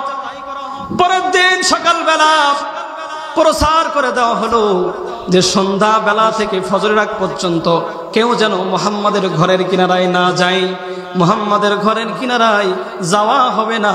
144 ধারা জারি করা হলো। বাংলাদেশি ভাষায় কি 144 ধারা জারি করা হলো যে মুহাম্মাদের ঘরের কিনারায় কেউ যেন না যায়। প্রিয় ভাইয়েরা আমার, এখন বলেন তো, নিষিদ্ধ জিনিসের প্রতি মানুষের আকর্ষণ কম থাকে নাকি বেশি? জোরে বলেন সবাই। দেখবেন যুবক ভাইয়েরা রাস্তায় দাঁড়িয়ে আছে, বাজারের মধ্যে ঘুরতেছে, কিন্তু আল্লাহর কোরআনের আলোচনা কত সুন্দরভাবে আমরা বলতেছি, শুনতেছি, কিন্তু যুবকদের অন্তর এদিকে আসে না। যদি এখানে একটু গানের আয়োজন করা হতো, নিষিদ্ধ কাজ করা হতো, যুবকদের জায়গা এখানে দেওয়া যেত না। শুধু যুবকরা না, মুরব্বীরাও লুঙ্গি তুলে ডাল দিত। কথা বলেন ঠিক কিনা? প্রিয় ভাইরা আমার, এজন্য আবু জাহেল যখন প্রচার করলো যে মুহাম্মাদের ঘরের কিনারায় কেউ যেন না আসে, এই প্রচার যখন সমাজের মানুষের কানের মধ্যে গেল, সমাজের মানুষরা তারা চিন্তা করতেছে, তারা মনে মনে বলতেছে, আচ্ছা আজকে এমন প্রচার করার কারণ কি? মুহাম্মাদের ঘরের কিনারায় রাতের বেলা কি কিছু হয় নাকি, কি হয়, এরকম চিন্তা করতেছে যে কিছু যদি না হয় তাহলে নেতা কেন আমাদেরকে নিষেধ করেছে ওখানে যাওয়ার জন্য, আমাদের তো যাইতেই হবে। প্রিয় ভাইয়েরা আমার, পরের দিন গভীর রজনীতে সমাজের মানুষেরা দল বেঁধে মুহাম্মদুর রাসূলুল্লাহ সাল্লাল্লাহু আলাইহি সাল্লামের ঘরের কিনারায় চলে গেছে। ঘরের কিনারায় গিয়ে দেখে আল্লাহর নবীজি কণ্ঠ ছেড়ে মায়ার কণ্ঠে আল্লাহর কোরআন তেলাওয়াত করতেছে। সমাজের মানুষরা সবাই তেলাওয়াত শুনে পাগল পারা হয়ে গেছে, মাথায় আর কাজ করতেছে না, কি ব্যাপার, এই কারণেই কি নেতা আমাদেরকে আসতে নিষেধ করেছে? না না না, আর তো সহ্য করা যাচ্ছে না, এই নিষেধ তো মানা যাবে না। আব্দুল্লাহর এতিম বেটা মুহাম্মাদের কাছে গিয়ে আমরা শুনবো যে কি এমন তেলাওয়াত সে কোথা থেকে নিয়ে আসছে। আল্লাহর নবীজির কাছে যখন গেছে, আল্লাহর নবীজি বলেছে এই তেলাওয়াত আমার বানানো তেলাওয়াত নয়, এই তেলাওয়াতের মালিক হলো স্বয়ং আল্লাহ। সুতরাং এই তেলাওয়াতের মালিকের উপরে তোমরা ঈমান আনো এবং এই তেলাওয়াত শেখো। সমাজের মানুষেরা দলে দলে কালিমা পড়ে মুসলমান হয়ে গেছে। পরের দিন এই অবস্থা দেখে বলেন তো নেতার মাথা কি ঠিক থাকে? জোরে বলেন, ঠিক থাকে? আবু জাহেলের মাথা খারাপ হয়ে গেছে। আবু লাহাবকে আবার ডাকলো। আবু লাহাবকে বলল, আবু লাহাব, আজকে মিটিং বসাও, দারুন নদওয়ার বৈঠক যে নামে পরিচিত, এই দারুন নদওয়ার বৈঠক বসানো হলো। আবু জাহেল বলতেছে, আবু লাহাব, সমস্ত নেতাদেরকে একত্রিত করো। সমস্ত নেতাদেরকে একত্রিত করা হলো। সমস্ত নেতারা যখন উপস্থিত হয়ে গেল, আবু জাহেল বলতেছে, ভাইরা, মানুষ যদি গভীর রাতে কেউ মুহাম্মাদের ঘরের কিনারায় চলে যায় তাহলে সেই মানুষের আর আমাদের দলে রাখা যাচ্ছে না, সেই মানুষ মুহাম্মাদের দলে হয়ে যাচ্ছে। বলেন সুবহানাল্লাহ। প্রিয় ভাইরা আবার, আবু জাহেল তখন সমস্ত নেতাদের বলতেছে, আচ্ছা বলো তো কি করা যায়? এই মুহাম্মদ ভাতিজা যা শুরু করে দিয়েছে এটা তো আর সহ্য করা যায় না, কি করা যায় বলো? আবু লাহাব বলতেছে, নেতা, আগের দিন তো আমরা প্রচার করেছিলাম শুধু সাধারণ ভাবে, আজকে একটু প্রচারটা কড়া করতে হবে। কি প্রচার করতে হবে? নেতা বলতেছে, আবু লাহাব বলতেছে, নেতা, আজকে সমাজের মধ্যে প্রচার করে দিব, যদি কোনো ব্যক্তি গভীর রাতে মুহাম্মাদের ঘরের কিনারায় যায় তাহলে তার শরীর থেকে কল্লা আলাদা করে দেওয়া হবে। বলেন নাউযুবিল্লাহ। প্রিয় ভাইরা আমার, এই আওয়াজ, এই প্রচার সমাজের মধ্যে করে দেওয়া হলো। সমাজের মানুষেরা সবার কানের মধ্যে আওয়াজটা পৌঁছায় দেওয়া হলো যে গভীর রজনীতে যদি কেউ ভাতিজা মুহাম্মাদের ঘরের কিনারায় যাও তাহলে তার কিন্তু কল্লা আলাদা করে দেওয়া হবে, তার কিন্তু হত্যা করা হবে। এই খবর শোনার পরেও সমাজের মানুষরা আর কেউ মুহাম্মাদের ঘরের কিনারায় যাচ্ছে না। প্রিয় ভাইয়েরা আমার, কয়েকদিন পরে শুরু হলো মক্কার মধ্যে হজ। হজ করতে বিভিন্ন জায়গা থেকে মানুষরা আসলো। আবু জাহেল, আবু লাহাব, উতবা সাইবা, ওয়ালিদ ইবনে মুগীরা যুক্তি করতেছে, ও নেতা, ওই যারা বিভিন্ন জায়গা থেকে হজ করতে আসতেছে ওদের কাছে একটু খবরটা পৌঁছে দেওয়ার দরকার। ওরা যদি কোনোভাবে মুহাম্মাদের ঘরের কিনারায় সন্ধ্যাবেলায় যায় তাহলে ওরা কিন্তু আমাদের দলে আর থাকবে না, আমাদের কথা শুনবে না, ওরা কিন্তু মুহাম্মাদকে সবাই নেতা বলে গ্রহণ করবে। সুতরাং ওই মানুষদের কাছেও প্রচার করে দেওয়া হোক যেন কেউ রাতের বেলা মুহাম্মাদের ঘরের কিনারায় না যায়। পরের দিন সমস্ত হাজীদেরকে ডাক দেওয়া হলো। হাজীদেরকে ডাক দিয়ে বলে দেওয়া হলো, ভাইরা শোনো, তোমরা দেশ পৃথিবীর বিভিন্ন জায়গা থেকে হজ করতে এসেছো, ঠিক আছে, ভালো কথা, কোনো সমস্যা নাই, কিন্তু তোমরা কেউ জানো ভাতিজা মুহাম্মাদের ঘরের কিনারায় সন্ধ্যাবেলায় যায় না। তখন ওই হাজিরা বলতেছে, কেন, কি ব্যাপার, কি সমস্যা, ভাতিজা মুহাম্মাদের ঘরের কিনারায় গেলে কি হবে? তখন আবু জাহেল বলতেছে, আমার ভাতিজা মুহাম্মদ পাগল হয়ে গেছে, ও এখন পাগলামি করতেছে, ওর ঘরের কিনারায় কেউ যাইবা না, ও কিন্তু তোমাদের গায়ে থুথু নিক্ষেপ করবে। বলেন নাউযুবিল্লাহ। প্রিয় ভাইরা আমার, বলেন তো, রাস্তার মধ্যে যদি একটা পাগল দাঁড়িয়ে থাকে, ওই পাগলকে দেখে মানুষরা আনন্দ করে, হাসি ঠাট্টা করে কিনা? কথা বলেন। যুবকরা কেউ একটু হাত ধরে টানে, কেউ জামা ধরে টানে, কেউ আপনার গায়ের মধ্যে একটা ঢেলা মারে, আছে না নাই? ওই যে হাজিরা হজ করতে আসছে, হাজিরা তখন মনে মনে চিন্তা করতেছে, আচ্ছা আমরা তো পাগল কোনোদিন দেখিনি, চলো তো পাগল কেমন হয় পাগল দেখে আসি। গভীর রজনীতে মুহাম্মাদের ঘরের কিনারায় চলে গেছে হাজিরা। গিয়ে দেখে ওই ঘরের কিনারা থেকে এমন মধুর কণ্ঠে তেলাওয়াত আসতেছে, কোরআনের তেলাওয়াত। ওই তেলাওয়াত শুনে মানুষরা এমন মুগ্ধ হয়ে যাচ্ছে যে তেলাওয়াতের প্রেমে তারা পাগল পারা হয়ে গেছে। বলেন সুবহানাল্লাহ। তারা সবাই একে অপরে আলোচনা করতেছে যে পাগল কি এমন সুন্দর গান গাইতে পারে, পাগল কি এমন সুন্দর তেলাওয়াত কি কখনো করতে পারে। তখন সবাই আল্লাহর নবীজিকে ডাক দিল। আল্লাহর নবীজিকে ডাক দেওয়ার পরে বলতেছে, ভাতিজা মুহাম্মদ, কি ব্যাপার, তুমি নাকি পাগল হয়ে গেছো? তুমি এই যে বকতেছো এগুলো কোথায় পেয়েছো? আল্লাহর নবী তখন বললেন, এগুলো আমার বানানো কথা নয়, আল্লাহ তাআলা ফি লাউহিম মাহফুজ থেকে আমার উপরে এই মহাগ্রন্থ আল কোরআন নাজিল করে দিয়েছে। জোরে বলেন সুবহানাল্লাহ। প্রিয় ভাইরা আমার, ওই মানুষরা আল্লাহর কোরআন তেলাওয়াত শুনে সবাই পাগল হয়ে গেছে, পাগল পারা হয়ে মুহাম্মাদের দলভুক্ত হয়ে গেছে। পরের দিন সকালবেলা আবু জাহেলের কানে যখন এই খবর চলে গেল, আবু জাহেলের তো মাথা খারাপ হয়ে গেছে যে কি ব্যাপার, ভাতিজা মুহাম্মদ সে নাকি, তার কাছে নাকি হাজিরা সবাই এসে তারা দলভুক্ত হয়ে গেছে, এটা তো মানা যায় না। আবার দারুণ নদওয়ার বৈঠক গঠন করল, আবার পরামর্শ সবার ডাক দিল। সমস্ত নেতারা পরামর্শ সবার মধ্যে হাজির হয়ে গেছে। হাজির হওয়ার পরে আবু জাহেল বলতেছে, ভাইরা আমার, দীর্ঘদিন ধরে মুহাম্মাদের তেলাওয়াত বন্ধ করার চেষ্টা করলাম, কিন্তু কোনোভাবেই তো মানুষদেরকে দূরে রাখতে পারলাম না। মানুষরা দলে দলে ওই তেলাওয়াতের পাগল হয়ে যাচ্ছে। বলেন সুবহানাল্লাহ। আবু জাহেল বলতেছে, ভাইরা কিভাবে এই তেলাওয়াত বন্ধ করা যায়? তখন আবু লাহাব বলতেছে, নেতা আর আমাদের নরম হলে হবে না, এবার শক্ত হতে হবে। আবু লাহাব যখন এই কথা বলল, আবু জাহেল বলতেছে, তাহলে কি করা যায়, কি করতে হবে বলো।